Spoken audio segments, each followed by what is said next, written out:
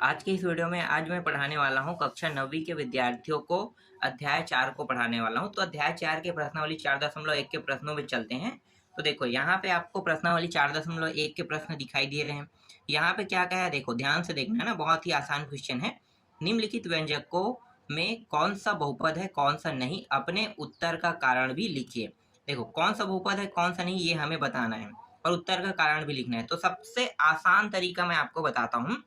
बहुपद होने के लिए उसे क्या होना चाहिए, उसके जो घात है उसे पूर्ण होना चाहिए। पूर्ण का मतलब आप समझते हो?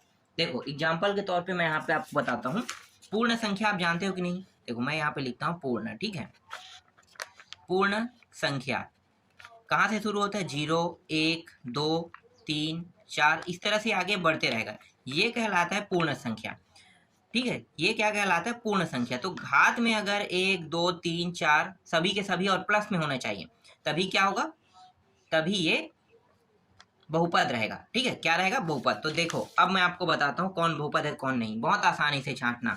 यहाँ पे देखो घात चर राशि में हमें देखना है। यहाँ पे चर राशि क्या है? एक्स है ना, एक्स और वाई चर राशि होता है। तो यहाँ पे चर राशि क्या है? ये एक्स है, यहाँ पे चर है। तो चर राशि में देखो घात जो है 2 है, मतलब पूर्ण है। यहाँ पे भी देखो घात क्या है? पूर्ण है, ठीक है। यहाँ पे घात 1 है, मतलब पूर्ण है। इसलिए ये क्या होगा? ये बहुपद होगा। पहला प्रश्न समझ में आया? पहला क्या होगा? बहुपद होगा। बहुपद क्यों हो रहा है?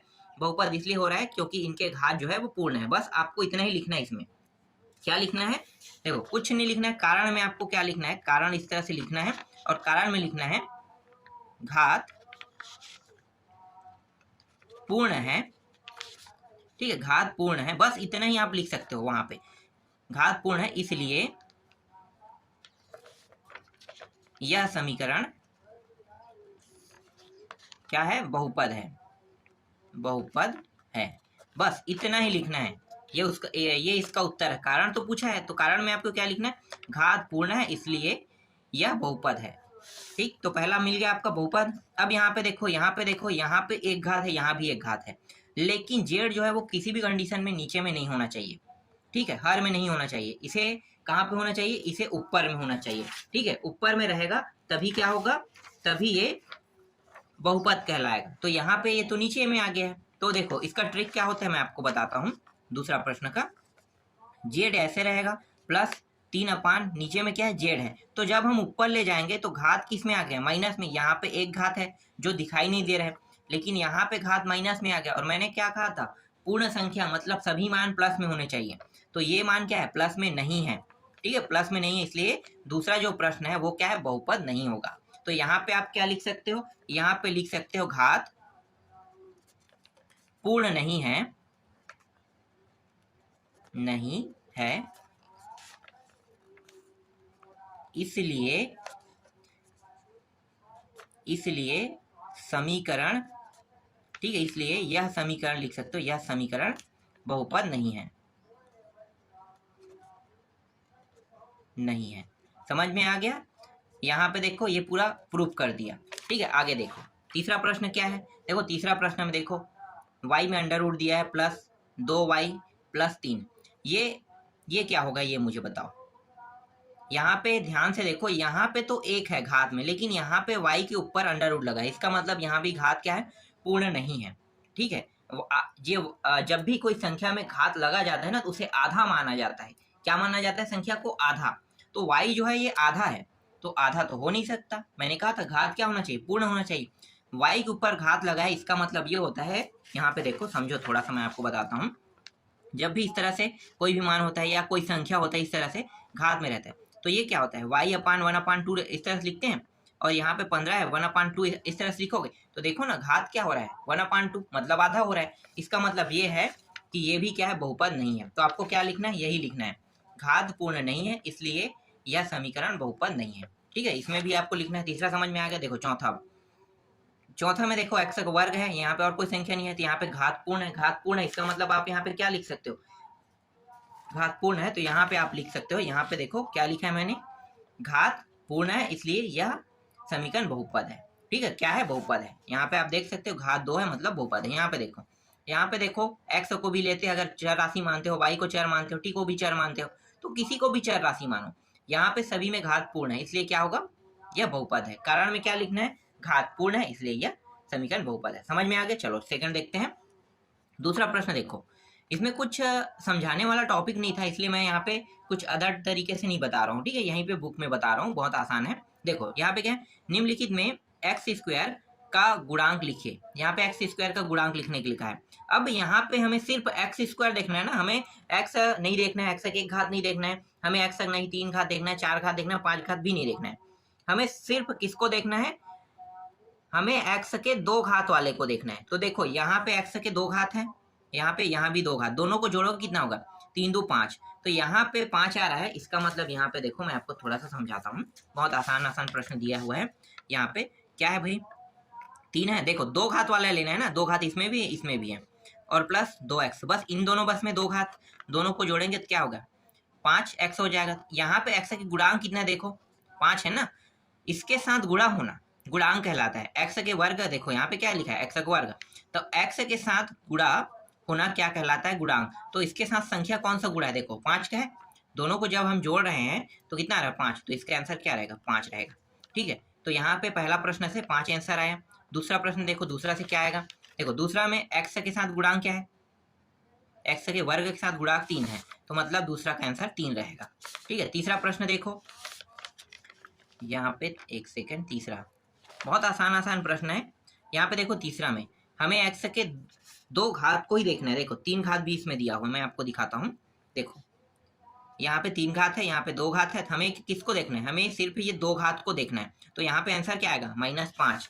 तो यहाँ पे आप तीसरा में आंसर लिख सकते हो -5। ठीक है, देख लो माइनस में था, और ये एक्स स्क्वायर के साथ क्या है, गुणा है, और हमें यही का है, सिर्फ एक्स स्क्वायर को देखना है, हमें और किसी को नहीं देखना है।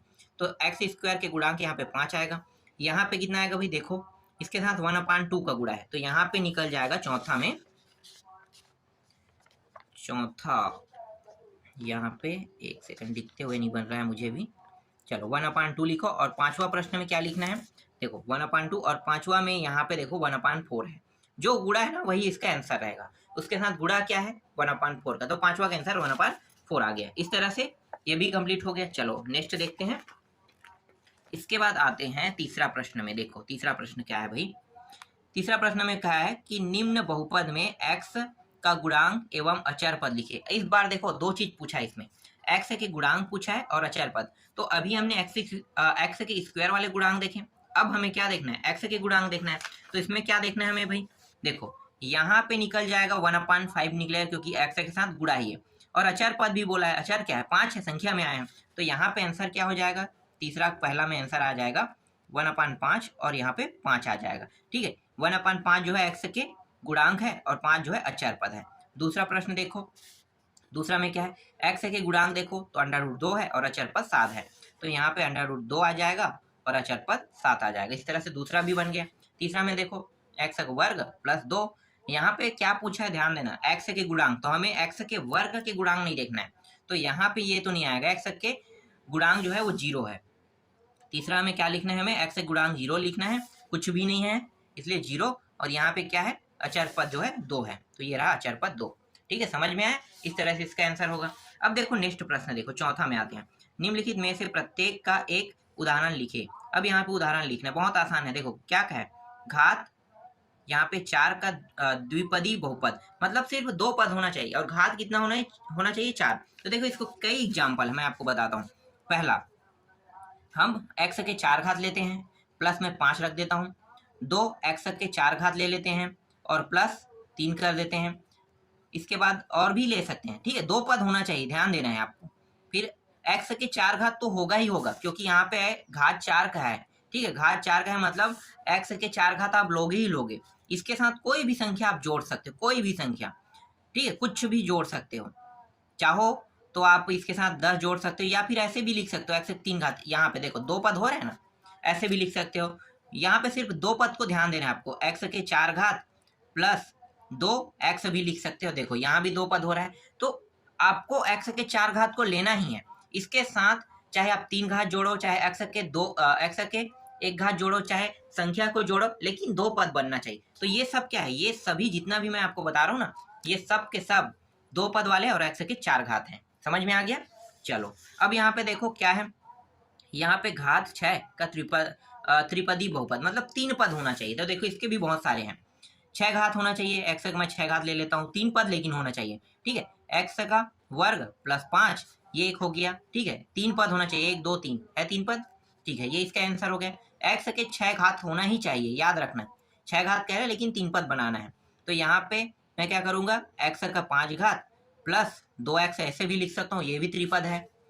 इसके बाद और आप लिखना चाहते हो तो और बना सकते हो, 5x का 6 घात, सॉरी 6 घात प्लस x का 3 घात प्लस 5, इस तरह से बना सकते हो। 3 पद आपको ध्यान देना है, एक तो रहेगा x का 6 घात और एक क्या है, ये ध्यान देना है कि 3 पद होना चाहिए इस तरह से। तो ये सभी क्या है, ये सभी इसके एग्जाम्पल हैं। समझ में आ गया, कोई भी आप लिख सकते हो इनमें से, किसी को भी एग्जाम्पल में ले सकते हो, ठीक है। इसके बाद देखो दूसरा भी आपको समझ में आ गया होगा। तीसरा देखो, तीसरा में क्या है, 5 का एक पद ही, अब एक पद निकालना है, 5 घात होना चाहिए। तो देखो x का ये 5 घात एक हो गया, फिर 5x का 5 घात दूसरा हो गया आंसर में, फिर 6x का 5 घात, इस तरह, सॉरी 6 घात लिख दिया था ना, 5 घात। तो ये सभी क्या है, ये सभी इसके आंसर है, ठीक है। इसमें एक पद ही होना चाहिए, देखो सब में एक पद है, और घात कितना होना चाहिए, सब में 5 घात होना चाहिए। तो x का 5 घात ये रहा, आप इसके साथ कोई भी संख्या जोड़ सकते, गुणा कर सकते हो, कोई दिक्कत नहीं है, लेकिन x के घात जो है 5 होने चाहिए, तभी ये इसका आंसर कहलाएगा। तो ये सभी इसके आंसर हैं,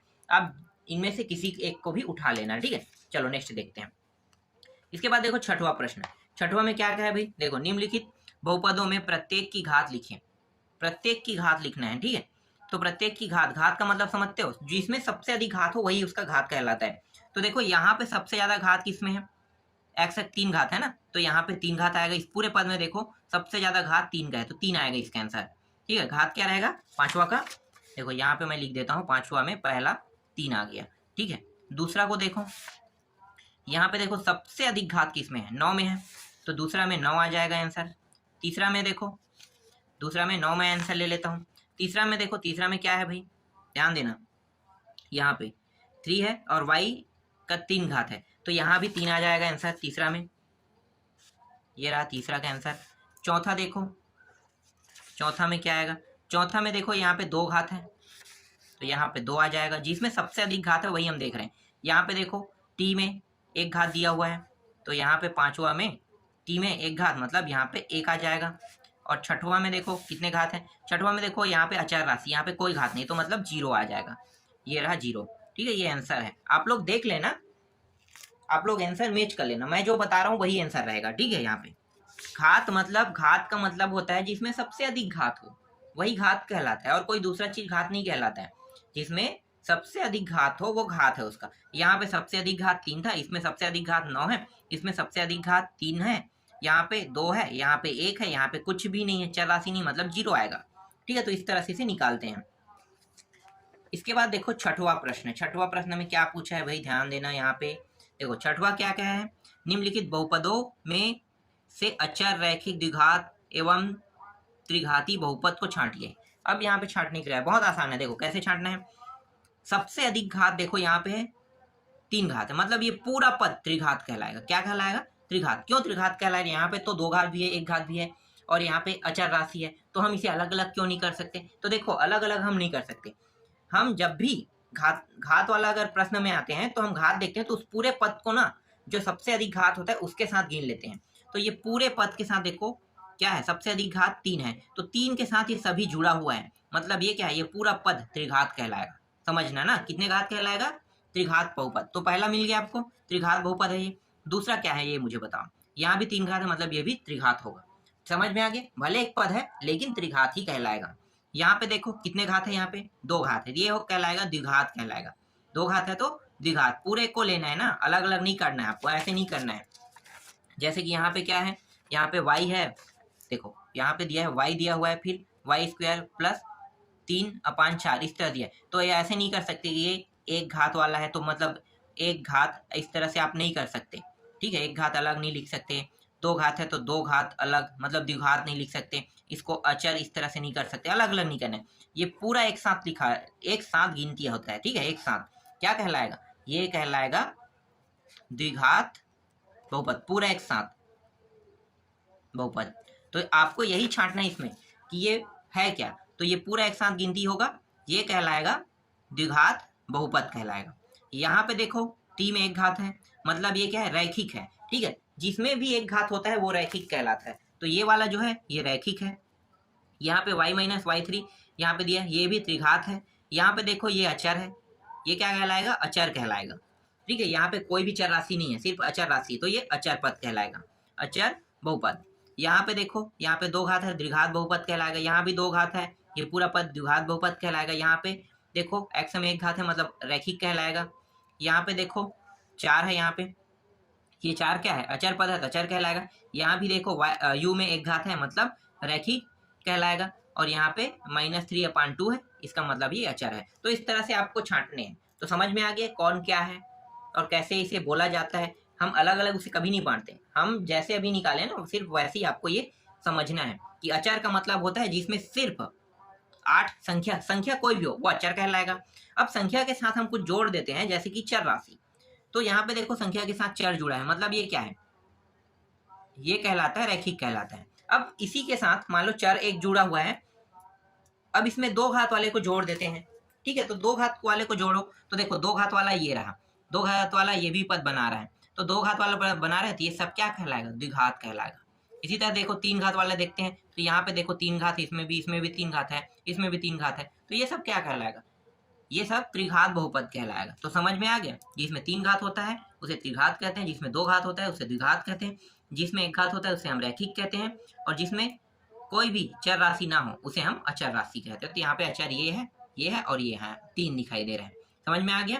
तो इस तरह से प्रश्नावली 4.1 पूरा कंप्लीट हो गया। इसके बाद हम लोग नेक्स्ट प्रश्नावली को देखेंगे।